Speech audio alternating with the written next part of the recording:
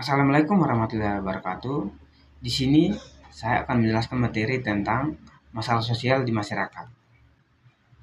Nah, yang kita ketahui bersama bahwa di era modern sekarang ini, masalah sosial menjadi salah satu tantangan utama dalam pembangunan masyarakat. Fenomena seperti kemiskinan, pengangguran, ketimpangan pendidikan, keterbatasan akses layanan kesehatan, serta meningkatnya angka kriminalitas merupakan realitas yang tidak bisa diabaikan.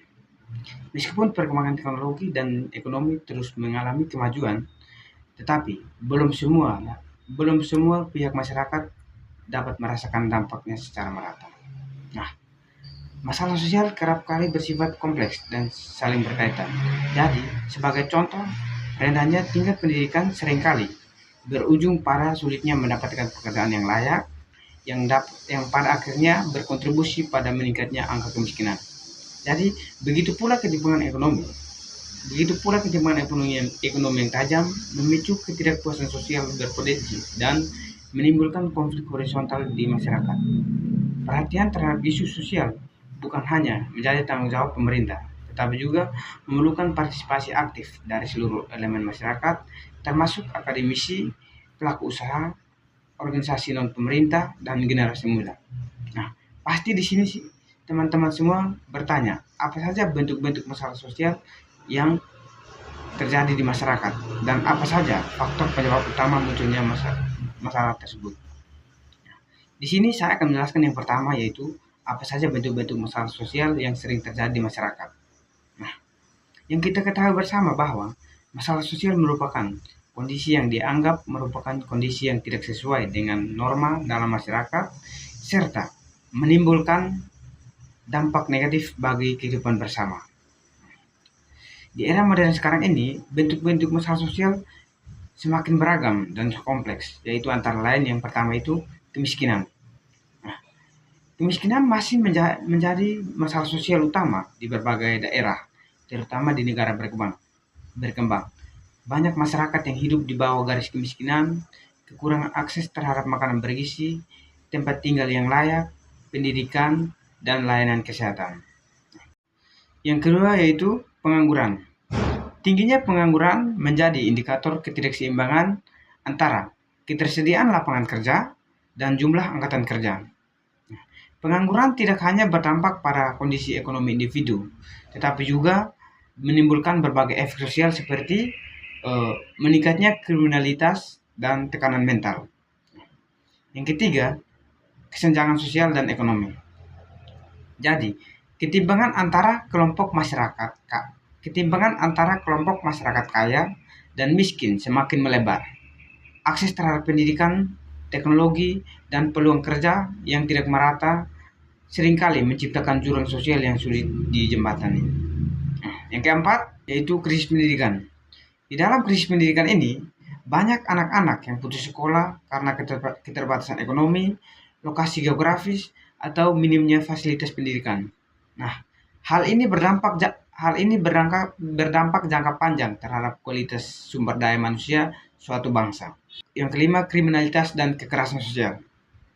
Tingginya angka kejahatan seperti pencurian, penipuan, kekerasan dalam rumah tangga, hingga tawuran pelajar menunjukkan adanya tekanan sosial yang belum tertangani dengan baik. Yang keenam, masalah kesehatan masyarakat. Penyebaran penyakit seperti penyakit menular, gizi buruk, hingga gangguan kesehatan mental menjadi salah satu masalah sosial yang sering terabaikan. Nah, akses terbatas terhadap layanan kesehatan berkualitas itu menjadi salah satu penyebabnya. Yang ketujuh, kerusakan lingkungan. Aktivitas manusia yang merusak lingkungan seperti penebangan liar, pencemaran air dan udara, serta sampah plastik berserakan di mana-mana, itu akan berdampak pada kualitas hidup masyarakat dan memicu konflik sosial. Jadi, setiap bentuk masalah sosial pasti saling berhubungan dan memerlukan pendekatan yang lebih holistik dalam penanganannya. Jadi, diperlukan sinergi antara kebijakan pemerintah, partisipasi masyarakat, serta kesadaran kolektif untuk menciptakan kehidupan sosial yang lebih adil dan berkelanjutan. Dampak pengangguran terhadap tindakan kriminal ditinjau dari perspektif teori konflik oleh Rafli Muhammad Sabib dan Nurliana Cipta Absari, menjelaskan hubungan antara pengangguran dan tindakan kriminal dengan menggunakan perspektif teori konflik.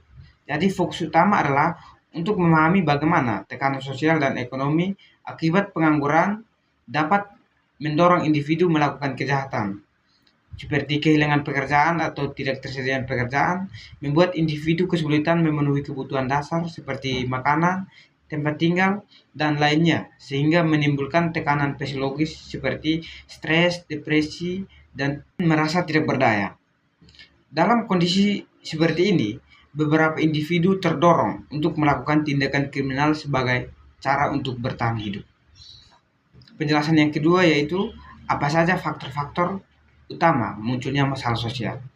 Yang kita ketahui bersama bahwa masalah sosial itu tidak muncul secara tiba-tiba, melainkan merupakan hasil dari berbagai faktor yang saling berkaitan. Faktor-faktor ini dapat bersifat struktural, kultural, maupun individu. Jadi, beberapa penyebab utama yang sering menjadi akar munculnya masalah sosial di masyarakat, yaitu yang pertama, ketimpangan ekonomi. Ketidakmerataan distribusi kekayaan menjadi salah satu penyebab utama munculnya berbagai masalah sosial, seperti pengangguran, kriminalitas, dan keterbatasan akses pendidikan.